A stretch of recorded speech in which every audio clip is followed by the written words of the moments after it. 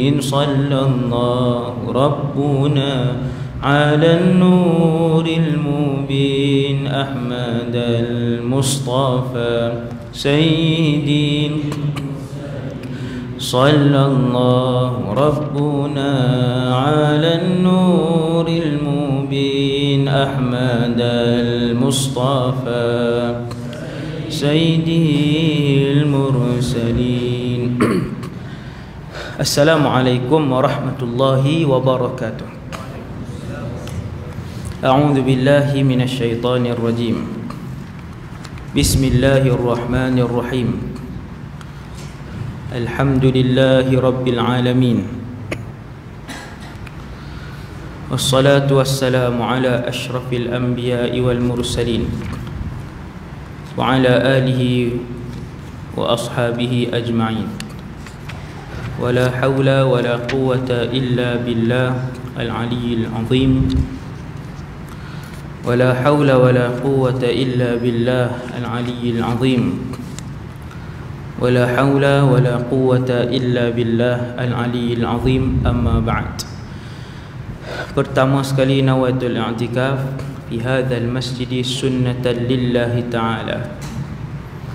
Radina billahi rabba, kami redha Allah Tuhan kami. Wa bil islami dina, kami redha Islam cara hidup kami. Wa bi Muhammadin nabiyyan wa rasula, kami juga redha bahawa Muhammad sallallahu alaihi wasallam seorang nabi dan rasul. Kita menggunakan kitab Kiamat Hampir Tiba, 40 hadis Kiamat Hampir Tiba, karangan ataupun susunan Syekh Ahmad Fahmi Zamzam. Kita masuk kepada tajuk iaitu tanda-tanda besar kiamat. Tanda-tanda besar kiamat, antara yang paling masyhur ada 10 yang paling masyhur, dan dari kalangan 10 tanda-tanda besar kiamat ini, satu pun belum berlaku lagi. Mukadimah tu saya selalu sebutlah supaya kita faham zaman yang kita sedang berada pada malam ini di mana kedudukannya. Rasul habirah, kesemua 313 orang Rasul telah pun dihantar dan telah pun menghabiskan misi dan tugas masing-masing. Tambah lagi Rasul yang terakhir pun sudah 1400 tahun sudah wafat, pun dah berakhir. Nampak kita punya kedudukan malam ni duduk tang mana kita tahu. Kenapa kita tahu? Sebab bila Nabi yang terakhir telah pun dihantar, bermaksud kehancuran alam ini sudah semakin dekat. Iqtarabatis sa'ah wanshaqqal qamar. Kata Allah dalam Al-Quran, telah hampir kiamat itu.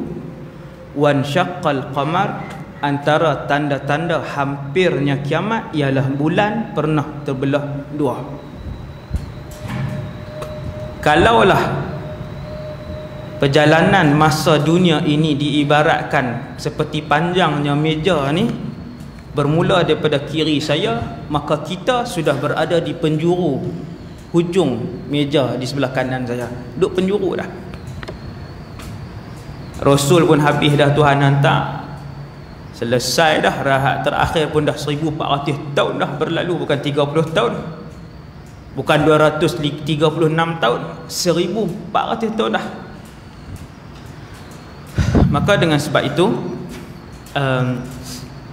kita yang berada di penghujung ni sangat-sangat berhak untuk mengetahui tanda-tanda kecil maupun yang besar, terutamanya yang disebutkan oleh kekasih kita semua, iaitulah Nabi Muhammad sallallahu alaihi wasallam. Antara tanda besar kiamat yang mana susunannya menjadi perselisihan di kalangan para ulama. Adapun yang terakhir selalu kita bincang, yang terakhir yang nanti kita akan tengok juga dalam kitab ni, boleh jadi yang terakhir ialah api yang keluar daripada Yaman. Yang tu last sekali. Yang ulama khilafkan, perselisihkan yang pertama, sama ada terbitnya matahari di sebelah barat ataupun kumpulan satu lagi kata keluarnya seorang lelaki yang gelarannya Ad-Dajjal. Kemudian hal lain tu tengah-tengah. Kalau tanya di antara Dajjal dengan Ya'juj Ma'juj siapa dulu, yang tu boleh jawab. Yang tu ada hadis yang sahih, iaitu Dajjal binatang berkaki empat yang akan keluar daripada bukit Safa. Safa hak tuan-tuan sa'i tu, Safa Marwah kan, binatang besar tu akan keluar di situ. Kemudian Asad, binatang berkaki empat, Asad, Dajjal. Yang ni semua akan keluar sebelum Ya'juj wa Ma'juj. Nabi Isa pun sebelum tu lagi. Nampak? Yang tu beberapa tanda-tanda besar ni kita boleh, hak tengah tu bolehlah susun sikit. Nah, lepas tu yang lain tu susunan dia tidak disepakati oleh para ulama. Jadi Dajjal ni banyak bulan dah kita baca dan kita pun dah sampai pada muka surat 72. Saya teka tu. Ada tak siapa tanda? 72. Tak ada buku, semua tak ada buku, masya-Allah. Semua adik-beradik Imam Syafi'i. Saya seorang yang bawa buku. Hebat ni. Betul tak? Muka surat 7 ada tanda tak? Ada tanda 72. Okay. Muka surat 72. Kita dah tengok sifat-sifat Dajjal. Yang mana sifat Dajjal yang paling besar sekali ialah dia orang. Ni saya ulang kaji sebab malam ni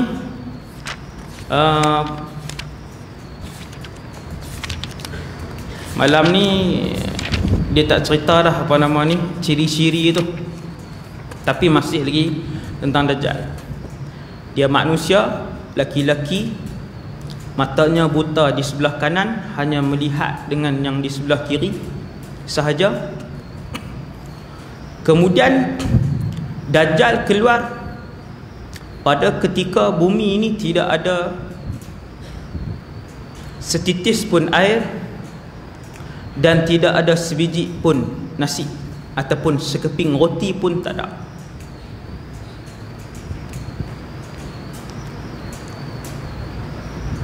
Hari ini orang boleh berebut-rebut semata-mata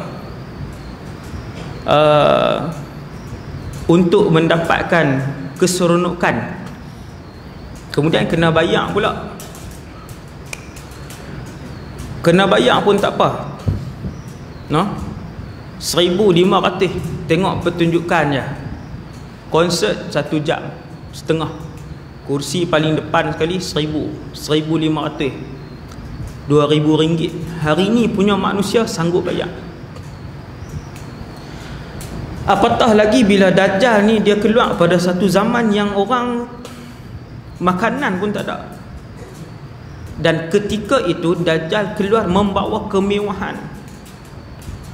Di mana saja dia pergi, dia boleh arahkan hasil bumi di kawasan itu untuk keluar, dan hasil bumi akan terbit keluar daripada kawasan tu. Banyak lagi ni hasil bumi ni tuan-tuan, banyak lagi. Dalam dunia moden hak kita duk bina bangunan apa semua dah ni, hasil bumi masih banyak. Kadang-kadang tengah jalan raya tu, bawah tu masih ada timah yang begitu banyak, orang tak tahu. Ni sekarang ni pun. Apabila Dajjal keluar, kata Rasulullah, dia sampai satu tempat, dia akan arahkan bumi tu, keluarkan hasil kamu. Maka keluarlah segala jenis hasilnya yang mewah. Bila keluar dengan emas, kawasan keluar perak, kawasan keluar biji timah, kawasan keluar. Nabi kata waktu tu manusia akan ikut dan tunduk dengan perkataan Dajjal. Mereka akan mengikutinya seperti mana lebah yang berjalan serentak dengan kekawanan-kawanannya. Kan lebah bila dia pergi, dia mana pergi? Dia jalan serentak, dia jalan satu gerung tu. Macam tu lah manusia yang ramai ni akan ikut Dajjal. Wal'iyadzubillah. Dan kita mohon kepada Allah selamat daripada fitnah. Nabi ajak beberapa cara ringkas malam ni. 4 benda yang tuan-tuan semua dah dengar. Habis hak ni kita masuk tajuk Dajjal juga, hak nombor 10. Nombor 9 malam ni, cara untuk selamat daripada fitnah Dajjal. Berapa yang kita tahu, kita semak. Malam ni kita tahu 4, balik bagi tahu kat ahli keluarga. Keempat-empat benda ni. Keempat-empat. Nabi meninggalkan, kata musannif hafizahullah, Rasulullah telah meninggalkan kepada kita beberapa cara. 1, memahami bahawa Dajjal itu adalah pendusta dan pembohong. Tuan-tuan kena ajak anak, kena ajak anak, terutamanya yang sudah mumayyiz, dah 10 tahun umur, dah 9 tahun, 9, 10, 11, 12, yang tu dah boleh mula ajak dah ni. Antara benda yang kena tahu, anak-anak kena tahu, sebut Dajjal ialah sekian sekian sekian. Dia ni tanda besar. Dia orang laki-laki, penipu besar. Kena sebut kat anak, biar anak dengar, tahu, anak reti, oh Dajjal macam ni. Bukannya bila marah kat anak, DJ hang, oh dia kata kalau marah kat siapa kena sebut DJ. Dia pun kat jalan kelai sikit, buka cermin kereta, DJ. Perkataan Dajjal yang telah disalah ertikan, seburuk-buruk manusia. Adapun hukum Dajjal hak lain, wallahu a'lam. Contohnya hukum dia hak lain lah, hak macam kita manusia biasa ni, dia tak semayang langsung ke apa ke, dia ni macam tu lah, macam-macam lah hukum-hukum dia hak lain tu. Yang tu semua maklumat-maklumat tu, bila kita jumpa dengan Nabi, kita boleh sembang tanya. Nantilah Nabi ke Rasul lain ke, dalam barzakh tak boleh lagi, padang mahsyar pun semua duk sengap lagi, kat titi sirat lagi tak ada siapa nak sembang, masuk syurga barulah nama dia alam untuk bersenang lenang buat selama-lamanya. Tang tu baru rehat. Nak tanya apa, tanya waktu tu. Antaranya soalan ni, hak ni pun kita akan ingat untuk kita tanya nanti, seandainya insya-Allah kita semua adalah ahli syurga. Ingat, muka-muka kawan kita pun kita ingat, soalan-soalan ni pun kita akan ingat untuk kita tanya nanti. Nak pergi tengok Dajjal dalam neraka pun boleh. Kalau duduk neraka tak payah tengok dah lah, memang jiran lah. Wal'iyazzubillah lah kan. Tapi kalau duduk syurga boleh pergi tengok. Tuan-tuan, Nabi suruh kita reti, kita tahu, bagi tahu pada semua orang yang di bawah tanggungan kita tentang Dajjal ini. Bukan tiap-tiap hari. Maksudnya sekali kita pernah bagi tahu, ataupun anak-anak kita memang dah tahu, cukup lah kan. Bukannya setiap bulan kena tajuk Dajjal, duk je meja makan, hari ni ayah nak peringat tentang Dajjal, ayah tiap bulan Dajjal, tak ada tajuk lain. Maksud saya bukan macam tu. Sebab ada orang dia tengok saya kuliah ceramah tang mana pun tajuk Dajjal, dia komen, ustaz tajuk kerja lain ustaz, Dajjal. Saya kata, saya pergi mana pun orang minta tajuk tu, Dajjal, Imam Mahdi, alam barzakh, syurga. Dah orang minta, bukannya saya. Orang minta tajuk tu. Bukan setiap bulan kita nak cakap. Yang tu kena faham. Kemudian yang kedua, kenapa Nabi sarankan kepada kita untuk kita tahu tentang Dajjal ini adalah pendusta dan pembohong kita dan kesemua ahli keluarga yang di bawah tanggungan kita? Jawapannya ialah kerana setiap Rasul mengingatkan kepada umatnya tentang Dajjal ni. Seawal Nabi Nuh alaihissalam. Nabi Nuh awal tak awal? Adam, Idris, Nuh. Seawal Nabi Nuh dah beringat dah tentang Dajjal. Padahal Dajjal sampai hari ni dah berapa puluh ribu tahun tak keluar-keluar lagi pun. Maksudnya penting dan ia sangat bahaya. Fitnahnya sangat seni. Sangat seni fitnahnya. Siapa amal surah Kahfi, dia boleh bau dan melihat bibit-bibit betapa seninya fitnah Dajjal yang bakal keluar ini, yang sudah pun ditunjukkan oleh Allah dalam kehidupan masyarakat pada hari ini. Boleh tengok, boleh nampak, insya-Allah. Kemudian faham bahawa Dajjal ni pendusta dan pembohong, serta mempunyai beberapa kelemahan yang ketara. Kena ingat, walaupun dia adalah ahli sihir yang boleh buat keluar emas macam tu je, dia tunjuk ke tanah, naik ketulan emas naik tu, dia tak ambil. Hak Taman Semilang ambil tang ni. Taman Kelisah dia buat tunjuk, dia tunjuk belah ni pula naik. Kat rumun dia, bakat rumun dia. Confirm lah boleh rumun. Ratus-ratus ribu orang sanggup rumun punya. Kan? Daripada Kedah PKL pun 30 ribu boleh penuh stadium. Boleh penuh 30 ribu. Sekupang pun orang tak bayang kat bawah. Mana ada tajaan apa? Hak 35 juta tu ni baru ni dapat, 2016 ni baru dapat. Tuan-tuan tak faham apa kan? Ni hak pi reto ni, hak final tu, mana ada orang bagi apa? Tapi dia boleh pi dak 30 ribu habis. Antara benda hak saya renung ni, saya duk renung kira seorang 150 habis. Paling bodoh tiket pi balik dengan masuk 150 paling sikit, tak termasuk dengan minyak tol, makan macam-macam lah. Kita kata 150 kali 30 ribu berapa? 1.5 kali 3 tak 450 ribu kan? Hak tu kena bayar. Hak ni Dajjal bagi. Lagi ramai lah, lagi ramai tuan-tuan. Kemudian dalam keadaan hebat dia ni, macam-macam dia tunjuk ke langit turun hujan, dia tunjuk ke bumi keluar pokok, dia tunjuk ke orang mati hidup. Nabi kata ingat, dia ada kelemahan yang sangat ketara. Dia antaranya ialah buta mata sebelah kanannya. Kalau hebat sangat, mata hang pun tak boleh nak sembuhkan. Kalau hang Tuhan.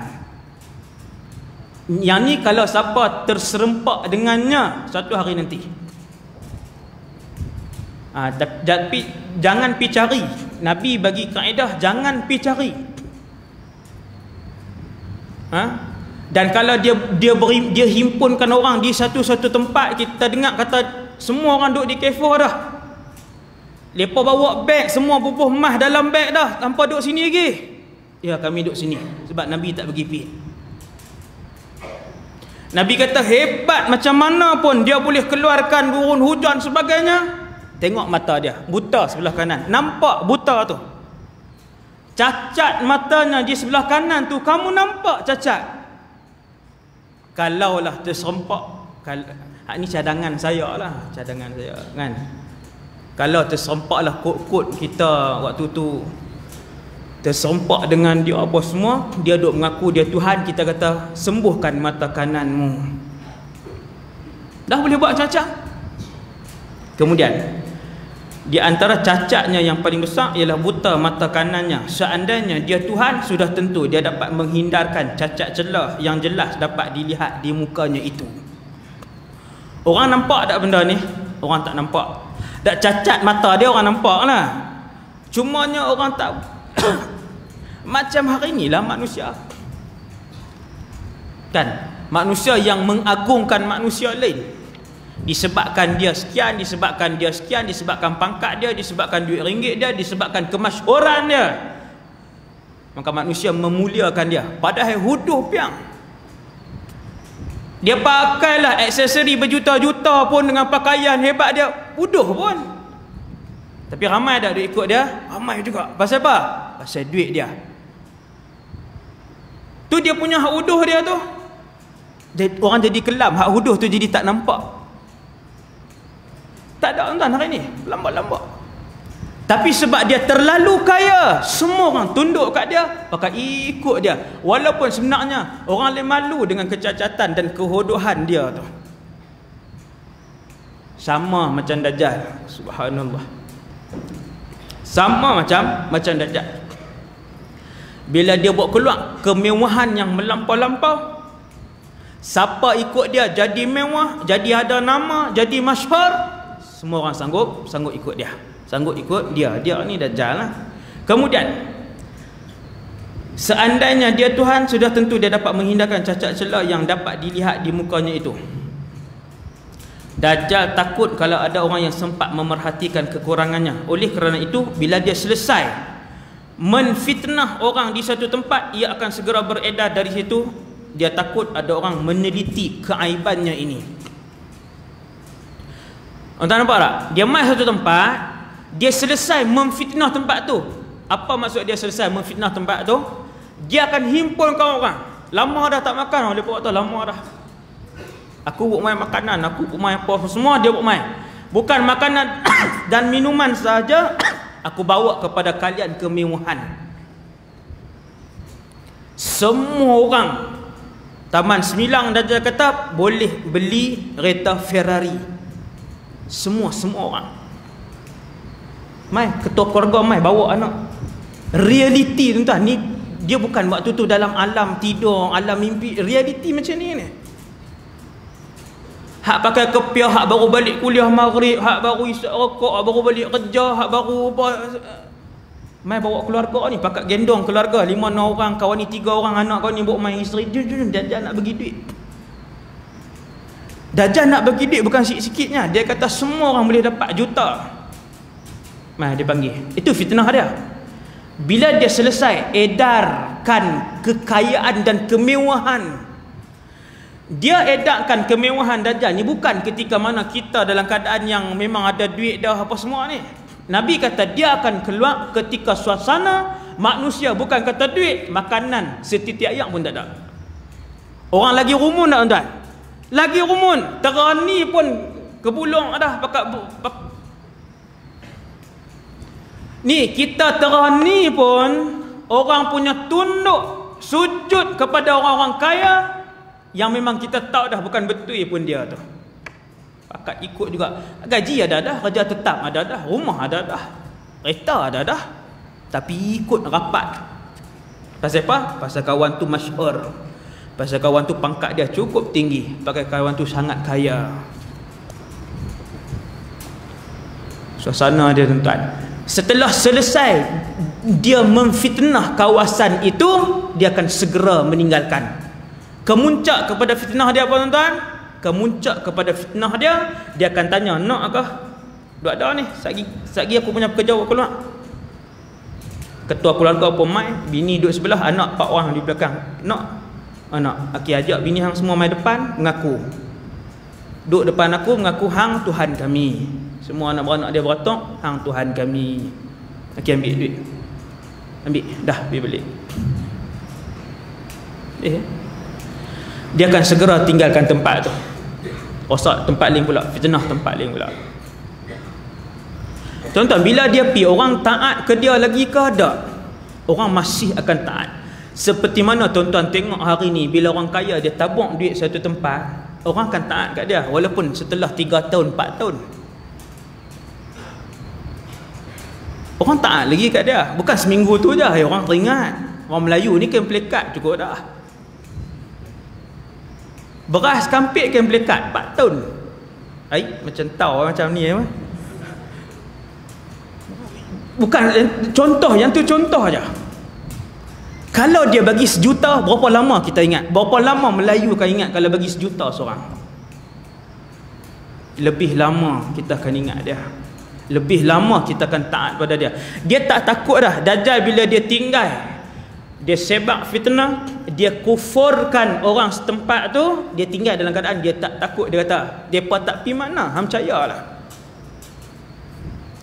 Kalau satu artis boleh ada jutaan pengikut dia, Mark Zuckerberg, pengasas Facebook, berapa 40 lebih juta pengikut dia, berapa sen dia bayar kat semua 40 juta tu? Seduit pun dia tak bayar. 10 tahun yang ikut dia sampai hari ni masih ikut dia lagi. Berapa dia bayar? Sesen pun dia tak bayar. Kalau Dajjal mai tabung 100 juta, berapa lama kita akan ikut dia? Sampai mati. Sampai mati dia ikut dia, memang taat pada dia. Sebab tu dia tak takut untuk tinggalkan dia punya pengikut dia, dia pergi tempat lain pula. Habis fitnah tempat lain, dia pergi tempat lain. Habis fitnah tempat lain, dia pergi tempat lain. Inna lillahi wa inna ilaihi raji'un. Nombor 2 kata Rasulullah. Ni Nabi yang pesan. Nabi SAW kata, ingat, yang ni pun kita pernah bahas. Tertulis di dahinya perkataan kaf, fa, ra, yang bererti ia adalah seorang yang kafir. Tuan-tuan, Nabi sebut kaf, fa, ra. Di mana tulisan ini, tuan-tuan dengar, akan dapat dibaca oleh setiap Muslim, iaitu mukmin sebenar. Sama ada dia pandai membaca atau tidak. Jadi orang Islam tidak perlu terpedaya dengan godaannya, apatah lagi nak mengatakan dia sebagai Tuhan. Dulu saya pernah hurai, kita hurai ringkas minit je. Kafara tu bukan semua orang boleh baca. Sebab kafara di dahinya. Dai siapa tuan? Dai Dajjal. Dai Dajjal ustaz besar meja ni kah? Saya duk sebut banyak kali dah, Dajjal orang. Dai dia, dai besar orang besar mana? Lebih kurang aja kita kata. Dan tulisan itu bukanlah tulisan dengan nakwat. Bukan tulisan dengan nakwat, bukan dicop, Allah cop bam dengan pengecok besi lekat tak. Tulisan itu kalau orang biasa tengok, si fasik tengok, si munafik tengok, muka Dajjal hak orang tadi, di dai dia tak ada apa. Maksudnya seandainya seorang fasik berdiri di sebelah seorang mukmin, yang mukmin tu akan nampak di dai Dajjal tulis kafara, yang fasik sebelah tu tengok tak ada tulis apa, kosong. Menggunakan masing-masing menggunakan mata yang sama, bukan buta, dua-dua boleh melihat. Si fasik itu mata zahirnya masih sempurna, si mukmin itu mata zahirnya masih elok. Cumanya si fasik itu mata hatinya telah pun rosak, si mukmin itu mata hatinya sangat terang. Daripada sini akan keluar mata hati cerah, cahaya daripada mata hati itu menyuluh matanya untuk lihat tulisan tu. Bila mata hati gelap, dia tak ada cahaya nak suluh, dia kawan tu tak boleh tengok. Empunya mata hati yang gelap tidak dapat melihat tulisan kafara itu. Dia tengok tu tak ada apa pun dia tak. Hak mukmin tengok ada tulis kafir. Nabi kata, mana-mana orang mukmin, dia reti baca Quran pun dia boleh tengok, dia tak reti baca Quran pun dia boleh tengok tulisan tu. Yang ni Nabi sebut. Ada tak orang tuan, orang mukmin pemilik iman yang sejati tapi tak pandai baca Quran? Ada. Tapi dia tak, bukan orang jahat, semayang, rajin puasa. Banyak lah contoh. Kan? Zaman hari ni kurang lah, kalau kurang apa banyak balik lah, no? Hak tu sebab anak-anak muda hari ni yang tak mengaji Quran, kan ada orang tua yang dulu tak sempat, tak dan belajar Quran, sampai hari ni tak pandai membaca Quran, tapi dia orang baik. Sebab tu Nabi sebut tulisan itu dapat dibaca oleh satu orang yang pandai membaca ataupun yang tidak pandai membaca, iaitu tulisan Arab. Kemudian habis 2, 3, menghindarkan diri daripadanya sama ada pergi ke Mekah atau Madinah. 2 tempat yang tidak dimasuki oleh Dajjal, Mekah, tanah haram dan Madinah. Atau duduk di rumah, Nabi suruh duduk di rumah, dan jangan bergaul langsung dengan masyarakat yang telah tergoda oleh fitnah Dajjal, dan hendaklah ia menghalang golongan perempuan keluar dari rumah,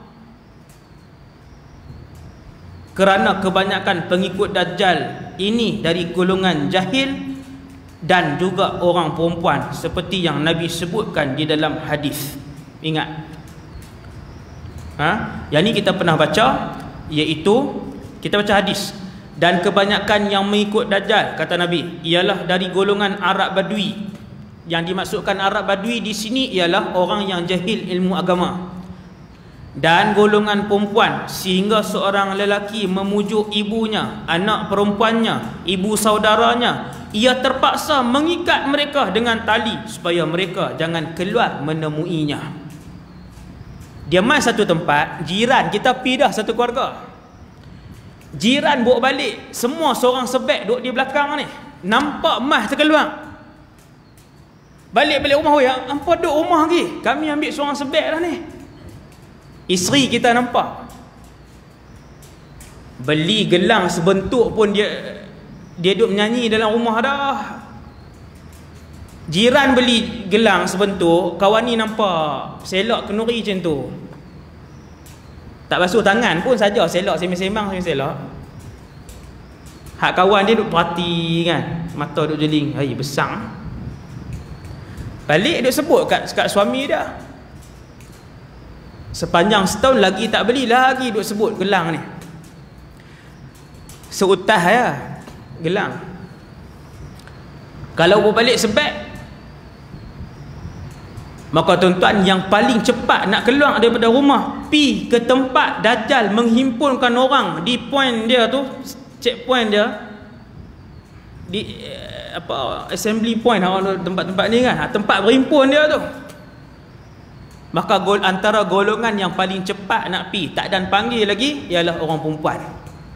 Nabi kata, sehinggakan kalian memujuk ibu kalian, ibu saudara kalian, isteri kalian, kalian memujuk anak-anak perempuan kalian, lalu kalian mengikat mereka di dalam rumah kalian. Pasal apa ikat? Pasal ada hak pujuk ni tak makan, dia pi juga. Kita pun tengok terlepas ada ibu kita, ini duduk dalam rumah lagi, tak boleh lah, lepas ni tak boleh pujuk dah. Dia pun duduk tengok orang duduk keluar, duduk balik, duduk kayuh ni, siapa tak keluar ni, Dajjal nak pi dah. Hak duduk dalam rumah ni lagi ya, Dajjal nak pi dah cepat, siapa tak pi, tak dapat lagi pi kah. Lepas datang mana? Depan Tesco. Oh, pakak nak. Ni kita, kalau dalam rumah tu ada seorang lelaki beriman, dia duk pujuk ni, hak perempuan ni, dia pujuk mak dia, dia pujuk apa, bom keluar juga. Tak kira, bam keluar. Nabi kata, lalu kalian pun ikat hak lain, hak baki yang lain, supaya tak keluar api. Nabi sebut tuan, ikat. Kemudian, jadi duduk dalam rumah dan tidak bergaul dengan orang yang telah terpengaruh dengan fikiran Dajjal merupakan salah satu daripada jalan selamat. Dan tidak usah difikirkan daripada mana mendapatkan makanan dan minuman, kerana telah disebutkan sebelum ini bahawa tasbih dan takbir di kala itu berfungsi sebagai makanan dan minuman bagi orang-orang yang beriman.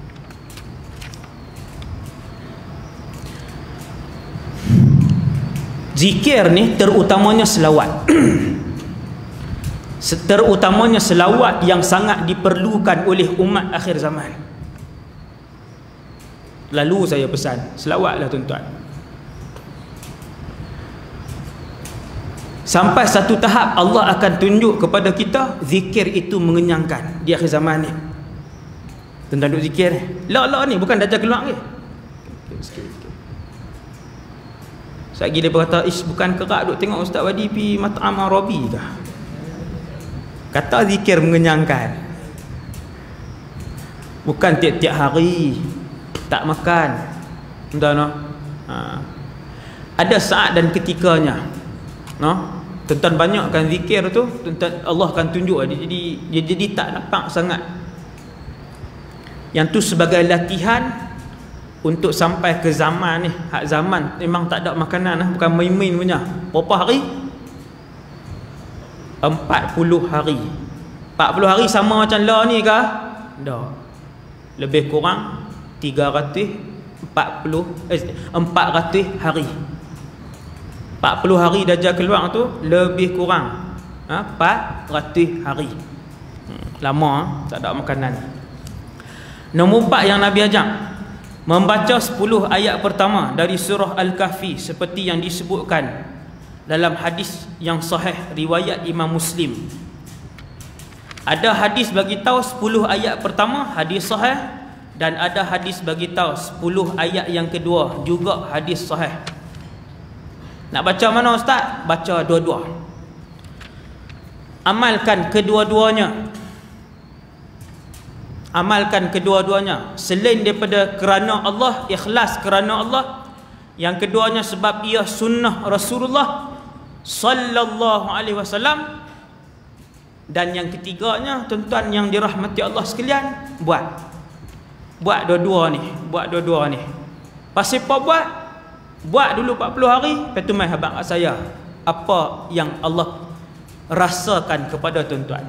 Ramai dah yang bagi tahu saya, yang beramal lah. Yang beramal.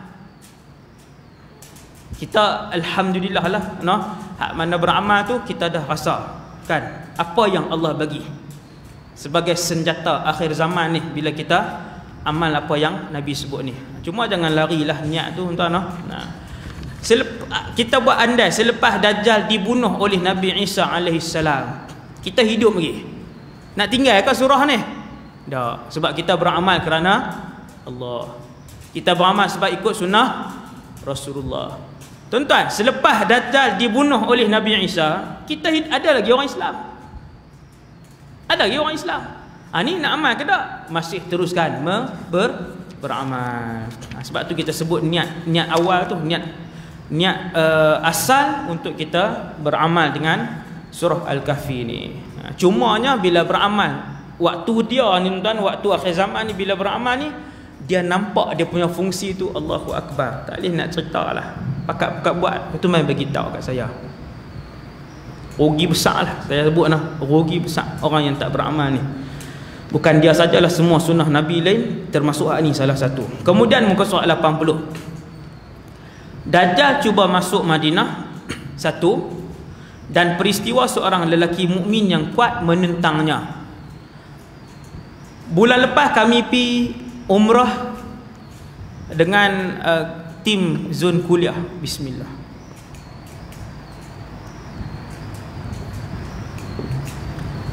Sepanjang 15 hari, hak saya cerita hari itulah, kita pusing. Tak habis pun, sikit sangat. Tempat-tempat sirah itu pun keluar pagi balik petang, keluar pagi balik malam. Antara tempat yang kita pi ialah hak malam ni kita nak baca, iaitu Dajjal akan naik bukit, tengok Masjid Nabawi. Kemudian dia turun daripada situ, dia berkemah dengan pasukannya di sebuah bukit yang lain ataupun di sebuah tempat yang lain. Di manakah kawasan-kawasan tersebut? Kita baca. Di penghujung hari-hari Dajjal, ia akan berusaha untuk memasuki bandar Madinah Al-Munawwarah. Tetapi seperti apa yang telah kita sebutkan, ia ditegah dari memasuki kota Madinah ini. Para malaikat berada di sekeliling kota Madinah dengan pedang yang terhunus dan siap sedia memenggal leher Dajjal apabila dia cuba hendak memasukinya. Yang ni hadis. Kita dah sebut banyak kali, malaikat duk keliling. Kalau yang ni Madinah, keliling Madinah ni malaikat duk. Kemudian Dajjal Dajjal akan pi sampai kepada kawasan yang paling hampir dengan para malaikat ni. Dia akan cuba.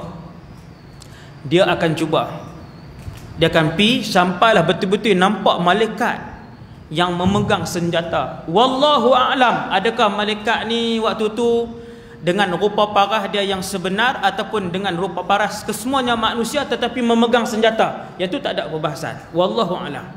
Malaikat dia boleh dua kan? Boleh dua keadaan, rupa dia yang sebenar ataupun manusia. Kalau yang hidup ketika Dajjal keluar dan dia ada di Mekah dan Madinah, boleh jadi dia boleh tengok hadis ni.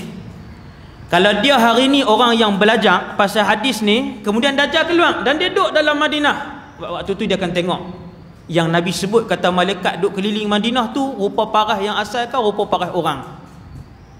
Dia boleh tengok.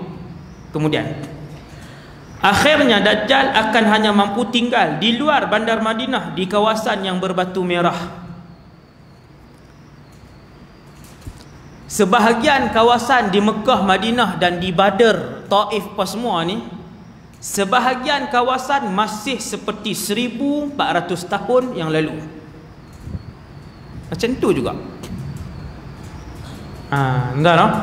Maka bila kita pergi kawasan-kawasan yang masih kekal macam ni, kita boleh bayang apa saja yang kita duk baca dalam sirah, kita boleh bayang. Contohnya kawasan Nabi dibesarkan di dekat dengan Taif, di satu daerah yang bernama Sa'diyah. Tempat tu masih lagi macam 1400 tahun yang lalu, tidak ada apa-apa pembangunan. Macam tu lah. Kalau macam Taif, dia jadi bandar, pekan lah. Badr jadi pekan, pekan tu nama Badr, jadi pekan lah. Dia nak dengan bangunan apa macam-macam lah, no? Khandak dan sebagainya, dia dah jadi jalan raya dan sebagainya. Ada kawasan yang kekal macam dulu lagi. Jadi bukit-bukit di sana yang Nabi sebut berbatu merah, no? Sepanjang kami masuk ke pedalaman di sana, di Mekah ke, di Madinah ke, perjalanan di pinggir kota Madinah ke, memang kita akan jumpa kawasan bukit-bukit yang bukan sahaja merah, bermacam-macam warna, 5-6 warna yang kami jumpa. Ada dirakamkan. Nanti lepas naik lah, nanti boleh tengok lah YouTube. Saya pun tak tahu bila kan, macam-macam warna bukit tu sendiri. Nah, ada di antaranya yang berbatu merah sampai hari ini. Kata Rasulullah, bila Dajjal pi tak boleh masuk, dia pun berundung. Dia balik ke? Tidak. Dia tunggu. Lalu bergegarlah kota Madinah 3 kali gegaran yang menyebabkan semua orang munafik laki-laki dan perempuan akan keluar dari Madinah dan terus mengikuti Dajjal. Yang ni saya dah cerita pada tuan-tuan. Hari ini, hari itu dinamakan Al-Khalas, artinya hari penapisan. Kerana yang tinggal di Madinah selepas kejadian ini hanyalah orang-orang yang benar-benar beriman sahaja. Dalam kota Madinah waktu itu hanya orang beriman saja. Dalam kota Mekah hanya pemilik iman sejati saja. Munafik semua keluar, fasik semua keluar. Kalau kita orang fasik, iaitu melakukan dosa kecil berterusan, maka kita takkan selamat daripada Dajjal, takkan selamat. Contoh paling mudah, kalau keluar nak pergi main bola pakai seluar pendek. Laki-laki perempuan ustaz? Laki-laki sama. Laki-laki bila seluar pendek bawah pada atas pada lutut, maksudnya dia tak tutup, paha tu ternampak, terbuka. Nak keluar seluar pendek. Dan betapa ramai hari ni orang lelaki pergi supermarket, pergi pasar malam seluar pendek. Perempuan isteri tak salah kata lah, dengan pakai t-shirt tu, t-shirt. Si lelaki pun dihukum fasik, bukan saya hukum, syarak hukum. Hak isteri pun syarak hukum fasik, kedua-duanya tak selamat. Nabi kata semua fasik laki-laki dan perempuan, kesemua munafik laki-laki dan perempuan akan dikeluarkan pada hari itu. Ketika bumi Madinah bergegar di mana Dajjal sedang tunggu di luar daripada Madinah.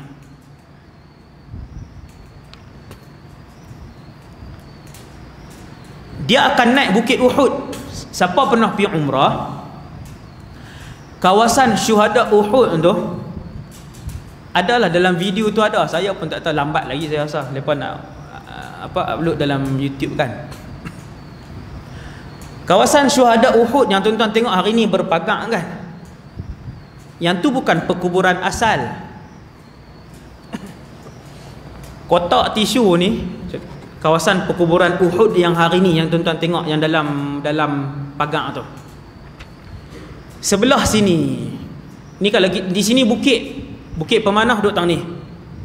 Siapa pernah pergi dia boleh bayang ah. Bukit Pemanah tang ni kawasan perkuburan syuhada Uhud yang diketuai oleh Sayyidina Hamzah. Duduk tang ni. Yang ni sebenarnya bukan perkuburan asal. Perkuburan asal duduk sebelah sini, duduk tang ni. Hari ni dibangunkan macam masjid saya tengok. Dululah 1400 tahun yang lalu, setelah habis perang Uhud, Nabi kebumikan syuhada ni di sini. Kemudian berlaku banjir di Madinah, mayat ni terkeluar dan dia terapung. Saya tak tahu cara tanam dulu macam mana, tapi kalau cara tanam hari ni saya tahu. Satgi tak janjilah, nanti bila-bila cerita. Sebab kami masuk dalam perkuburan Ma'lah di Mekah yang orang jarang pi, padahal perkuburan Ma'lah ni jalan kaki je daripada Masjidil Haram. Di situ ada isteri Nabi Sayyidatuna Khadijah bintu Khuwailid dan ratusan ataupun ribuan lagi sahabat yang lain duduk dalam tu. Kami masuk situ perkuburan tu dan kami sempat melihat ada orang depa tanam. Ada orang yang baru ditanam dan lah tengok tuan. Hak tu cerita lain, cerita panjang. Ini cerita ni tak larat pegang tisu ni. Jadi yang ni perkuburan syuhada Uhud. Hak tuan-tuan tengok hari ni, yang asal duduk tang ni sebenarnya. Bila berlaku banjir, mayat ni naik terapung seperti baru dikebumikan lah. No? Banjir dululah 1400 tahun, 1000 tahun lebih yang lalu. Semua mayat-mayat ni diubah ke sini. Diubah ke sini. Kemudian di depan ni adalah Bukit Pemanah. Bukit Pemanah orang selalu rapat hak tinggi ni. Dia ada dua ketui kan. Ada seketui tu rendah sangat. Rendah ya. Kita naik tu dalam 10 saat boleh. Rendah sangat. Ada yang lain semua orang naik hak tinggi. Bukit Pemanah yang asal adalah yang rendah itu. Hak disebut dalam kitab sirah Jabalur Rumah. Yang ni disebutkan oleh ulama-ulama tarikh di Madinah. Ulama-ulama tarikh ni sejarah Islam di Madinah. Bukit Asad adalah bukit yang kecil tu. Kemudian berlaku banjir, hakisan, orang duk rabat apa semua, dia rendah, dia turun, dia rendah di situ. Nabi sebut dalam satu hadis yang sahih, Nabi kata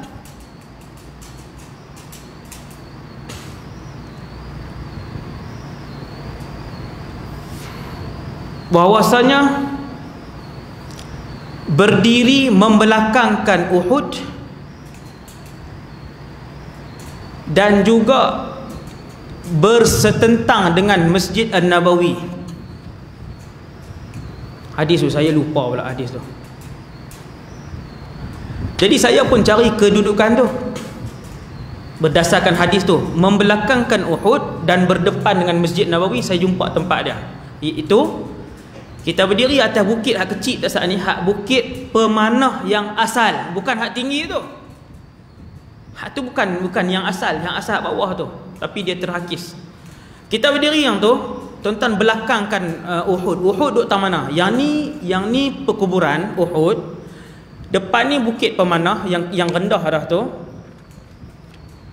Belakang ni Uhud. Uhud ni dia panjang daripada sini macam tu. Tuan-tuan perasan. Jadi kita berdiri tang ni, Uhud duduk di belakang. Uhud duduk di belakang dan menghadap ke depan sini Masjid An-Nabawi. Masjid Nabawi duduk tang tu. Tang ni Masjid Nabawi duduk tang ni, tapi jauh lah, dalam 5 km ataupun 4 km. Nampaklah. Kalau kita berdiri di atas bukit pemanah yang asal ini menghadap ke Masjid Nabawi, kita akan nampak tiang masjid yang 4 tu. Hadis tu ada dalam peristiwa perang Uhud, di mana ia menunjukkan lokasi berdirinya para sahabat dan Rasulullah di dalam peperangan Uhud. Iaitu, ni baru saya teringat hadis tu. Yang tu bukan hadis Dajjal. Dalam perang Uhud, Nabi kata kedudukan kami ialah di belakang kami bukit Uhud dan di depan kami arah masjid. Bukit pemanah tu lah. Dajjal dia akan naik bukit Uhud ni. Bukit Uhud duk tang ni, dia tinggi panjang tu, panjang.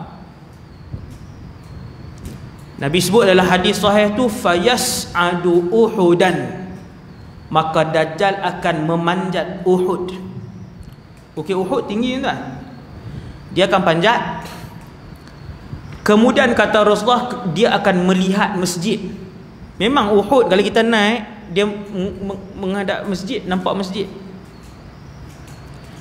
Kemudian dia akan sebut hadis yang tuan-tuan pernah saya sebutkan kepada tuan-tuan, iaitu dia tunjukkan Masjid An-Nabawi kepada pengikut-pengikut dia. Al-Qasrul Abyad Masjidu Ahmad, tidakkah kalian melihat istana putih itu? Kan, istana putih Masjid Ahmad. Nah, daripada situ kemudian dia turun. Dia turun daripada bukit Uhud, dia akan pergi ke suatu tempat, fayad'u ruwaqahu. Itu cara bacaan dia. Dia akan meletakkan tentera-tenteranya di situ. Maksudnya dia bergerak dengan tentera. Ustaz, kalau bergerak dengan tentera, kalau dia naik jet, boleh masuk tak Madinah kalau naik jet? Boleh masuk lah. Naik jet, masuk lah. Lapangan terbang pun ada, antarabangsa di Madinah ada, airport, parking lah. Kan, naik pada jauh parking. Tetapi kita akan melihat kebenaran hadis Nabi. Nabi kata dia tak boleh masuk Madinah. Tang ni rumit ni. Rumitnya ialah Dajjal ni dia dengan kuda ke dengan kapal terbang sebenarnya. Sebab tu kita bila hurai Dajjal ni dia naik kapal terbang, kita tak boleh nak 100% dia memang akan naik jet. Jangan. Kita tak tahu. Wallahu alam, boleh jadi, boleh jadi. Sebab apa kita jangan terlalu hazm, kita terlalu yakin, kita kata dia akan naik jet. Kalau dia naik jet, masuk teruslah Madinah. Itu antara persoalan dia. Jadi kita kata wallahu alam. Macam mana nak berlaku, nanti kita akan tengok.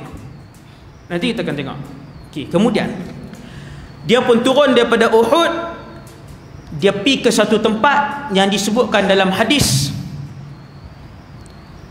Bukit itu disebutkan dalam hadis, dan kemudian dia akan mengarahkan kepada tenteranya, kita berkemah di sini. Bukit itu sebahagian ulama, tuan pendapat sebahagian ulama kata, antaranya Dr. Yusuf Qardawi, antaranya juga pakar-pakar tarikh di Madinah, dia berkata bukit itu adalah Bukit Al-Hashimiyah. Hari ini orang panggil Jabal Al-Hashimiyah, iaitu kalau tuan-tuan pergi hari ni, pergi tengok bukit tu, di atas bukit tu ada istana. Ada istana, siap dah duduk atas tu. Wallahu alam. Kan? Tapi nampak dia punya kaitan tu ada lah. Tuan-tuan. Kemudian daripada situ akan berlaku apa? Kita tengok. Dan adalah disebutkan dalam hadis Rasulullah. Lebih dah saya ni, lebih dah 9 dah.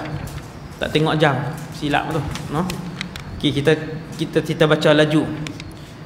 Dan adalah disebutkan dalam hadis Rasulullah bahawa ketika Dajjal mengepung bandar Madinah, tiba-tiba, yang ni tuan-tuan dah dengar cerita ni, bangkit seorang pemuda yang kuat imannya, lelaki yang kuat imannya, sambil berkata kepada sahabat-sahabatnya, demi Allah, aku akan pergi menghadap Dajjal pembohong ini. Hadis sahih ni. Tuan-tuan, laki-laki ni siapa? Siapa pun tak tahu. Pada hari kejadian, pemuda yang beriman ini akan melakukan apa yang disebutkan oleh Rasulullah sallallahu alaihi wasallam. Dia pernah tengok Rasulullah, ustaz, dia pernah hidup dengan Rasulullah tak? Dia orang zaman ni. Zaman kita lah, tak kira lah dia hidup 10 tahun lagi ke, dia sedang membesar ke, dia dah 20 tahun umur dia ke, dah 30 ke, wallahu alam. Tetapi antara tugas lelaki beriman ini ialah dia akan membenarkan hadis Nabi sallallahu alaihi wasallam, iaitu ketika mana Dajjal meletakkan tenteranya di kawasan ataupun di atas bukit ni, laki-laki ni dia akan keluar, dia beritahu kat kawan-kawan dia di Madinah, dia kata aku akan keluar demi Allah, aku akan menghadap Dajjal ni, demi Allah aku akan pergi menghadap Dajjal pembohong ni. Aku mahu memastikan betulkah ia Dajjal yang telah diberitahukan kemunculannya oleh Rasulullah SAW kepada kita. Dia nak pi bagi tahu kata Dajjal ni hang ni pembohong apa semua dan sebagainya. Maka oleh sahabat-sahabatnya ia dinasihati supaya jangan pergi menemuinya. Mereka bukan bimbang bahawa dia akan dibunuh oleh Dajjal kerana ia memang sanggup mati syahid, tetapi mereka bimbang ia akan terperangkap dengan godaannya. Namun lelaki ni tetap mau keluar. Bila dia keluar, dia sampai kat kawasan Dajjal, tak tentera-tentera tadi dengan pengawal-pengawal. Dia pun dah sampai di tempat kawasan pengawal. Mereka bertanya kepadanya, "Ha, nak pergi mana?" Pengawal-pengawal Dajjal tanya, "Ha, nak pergi mana?" Laki tu jawab, "Aku nak jumpa pembohong ni." Yang telah merosakkan keimanan umat Nabi sallallahu alaihi wasallam. Berani pemuda ni. Pengawal-pengawal Dajjal bertanya kepadanya, "Apakah engkau tidak percaya bahawa dia adalah Tuhan kita? Hang seorang tak beriman dengan Tuhan kat kita ni? Hang seorang je yang tak beriman dengan Tuhan kita?" Tentera-tentera ni jawab. Panggilan ketika tu saya ulang sekali lagi. Kesemua orang memanggil Dajjal ketika itu dengan panggilan Tuhan. Ingat kan? Dengan panggilan Tuhan. Wal'iyadzubillah. Jadi pemuda tadi jawab, "Tuhan kami adalah Allah." Lalu para pengawal berkata, "Bunuh dia ni." Sebahagian tentera lain kata, "Bukankah Tuhan kita, iaitu Dajjal, melarang kita membunuh seseorang tanpa pengetahuannya?" Jangan-jangan. Hak lain larang. Hak lain kata ni, "Tuhan kita pesan dah." Tuhan lah, dia memang panggil Tuhan terus. Sama macam panggilan pada zaman Fir'aun laknatullah. Fir'aun ni semua panggil kat dia Tuhan, semua. Dan dia memang mengaku dia Tuhan. Anak perempuan dia pun panggil kat dia Tuhan juga. Ayah Tuhan. Fir'aun kerajaan Fir'aun kuno ni. Sebab tu dia ada kaitan dengan Freemason, Illuminati hari ni. Dia ada kaitan. Ni nampak tak, Fir'aun dulu kan mengaku Tuhan. Freemason, Illuminati ni juga diasaskan oleh mereka yang ada fahaman ni lah. Kemudian akhirnya mereka tidak jadi membunuhnya. Mereka membawa pergi ke Dajjal. Tuan-tuan semua tahu, bila bawa mai depan Dajjal, pertama sekali Dajjal kata, "Tidakkah kamu mau mengaku bahawa aku ni Tuhan kamu?" Dia kata, "Tak." Perenggan bawah. Laki-laki mukmin ni kata, "Wahai sekalian manusia." Siapa? Manusia mana tuan-tuan? Tentera Dajjal banyak tu lah. "Wahai sekalian manusia, inilah dia Dajjal, pembohong besar yang telah disebutkan oleh Rasulullah sallallahu alaihi wasallam." Dia duk peringat. "Kembalilah kalian kepada Allah." Dajjal pun marah. Kemudian Dajjal kata, "Kita bunuh dia." Lalu Dajjal kata, "Engkau mesti taat kepada aku, kalau tidak aku bunuh." Sekali lagi pemuda beriman ni dia ulang ayat tadi juga sebagainya. Kemudian Dajjal pun bunuh dia, seperti yang saya pernah sebut kepada tuan-tuan. Dibelah badan budak tadi. Apa senjata dia pakai? Wallahu a'lam. Nabi sebut 1400 tahun yang lalu Dajjal pun membelah badannya. Lalu terpelantinglah badan sebelah kanannya itu sejauh balingan tombak ataupun sejauh panahan anak panah. Bukan 5 meter lah. Tuan-tuan, baling tombak pergi berapa jauh? Nabi sebutlah hadis, ramyatal gharaq. Ramyatal gharad, ulama hadis kata sama ada balingan tombak ataupun panahan anak panah. Jauh lah. Panah memang jauh lah, 100 meter boleh pergi. Tombak kita kata berapa? 50. Orang Melayu 20 ya pergi. 50 meter. Senjata apa dia guna tuan? Zaman Rasulullah Nabi tak sebut. Nabi kata senjata ni bila Dajjal buat keluar, dia buat macam tu, terbelah. Hak kanan pi 50 meter, hak badan kiri laki-laki beriman tadi pi 50 meter, lalu Dajjal pun berjalan di tengah-tengah dengan penuh bongkak. Senjata dia paling canggih. Dia tak berkecai. Kalau berkecai Nabi sebut berkecai. Kalau berkecai Nabi sebut berkecai. Terbelah senjata. Pedang mana pernah tengok tuan? Kalau tembak berkecai, yang tu kita pernah tengok.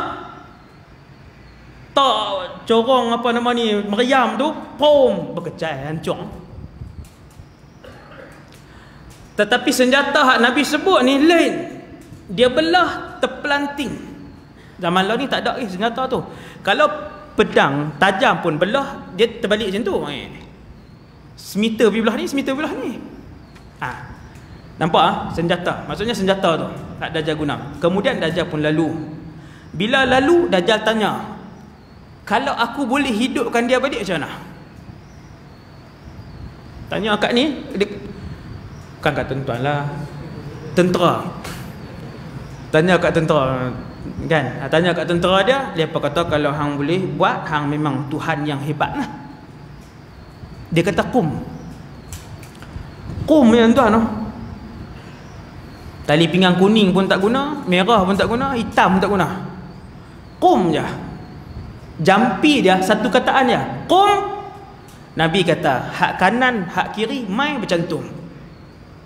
Budak tadi, pemuda tadi hidup balik dan boleh bercakap. Tuan-tuan nak cari mana sihir macam tu? Dia bercakap, Dajjal tanya, hang tengok tak tadi aku bunuh hang? Hang nak mengaku ke tak aku ni Tuhan? Pemuda tadi dengan lantang yang seperti tadi juga. Ni hebatlah. Dia kata hang lah pembohong besar, hak Nabi bagi tahu selama ni. Hang Dajjal. Dia budak tu ajak semua beriman kepada Allah, jangan percaya pembohong besar ni. Dajjal jadi panas ni. Dia pun pi kat budak tu, kata Rasulullah, dia baringkan budak tadi. Aku sembelih hang hidup-hidup. Macam geng IS buat. Saya baru sedang dalam grup WhatsApp tu, mereka buang dah saya. Hak grup IS Malaysia tu. Ada grup IS Malaysia. Mereka anggap mereka betul. Memang mereka dalam tu. Mungkin mereka main ceramah kot malam tu. Di sini saya sebut. Ada IS patang ni. Saya sebut tang ni kot. Saya cek 2-3 hari lepas tak ada dah. Nama saya tak ada dalam grup tu. Saya duduk tengok grup tu, saya duduk perhati mereka sembang apa. Dah panjanglah cerita IS ni. Kebatilan dia tu panjang cerita dia. Cerita kebatilan dia tu. Jadi dia sembelih hidup-hidup. Kata Rasulullah, Allah menukarkan leher pemuda itu keseluruhannya menjadi tembaga. Tak boleh. Dalam satu lagi riwayat, Allah menukarkan keseluruhan kulit pemuda itu menjadi tembaga. Karamah dia. Tuhan tukar. Dajjal hirih tak boleh. Hirih tak boleh. Budak tu tepih dia. Budak tu kata, bermula daripada saat hari ni, hang tak boleh bunuh siapa dah. Elok berapa ramai dah dia bunuh. Pi Madinah tu kira last dah tu. Budak tu kata, bermula pada hari ni, ni Rasulullah yang sebut.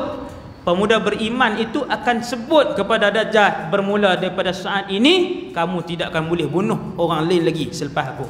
Tak boleh bunuh. Dajjal pun rentak tangan dia, lempak masuk dalam api. Api apa Dajjal bawa? Wallahu alam. Lempak masuk dalam api. Nabi kata jangan takut. Api itu ialah air yang sejuk. Kalau Dajjal suruh buat pilihan, terjun dalam api itu, kata Nabi. Api itu, mata kita pun tengok api. Bila terjun, Nabi kata, dalamnya ialah air yang sejuk, jangan takut. Ni Dajjal pun ambil dia, tolak dalam api. Hak pengikut nangoi-nangoi ni apa? Oh, pada muka. Daripada ingat api lah. Budak tu masuk dalam air yang sejuk. Kemudian habis walhamdulillahirabbil alamin, nanti dia akan masuk tajuk Dajjal mengepung Imam Mahdi dan tenteranya di Baitul Maqdis.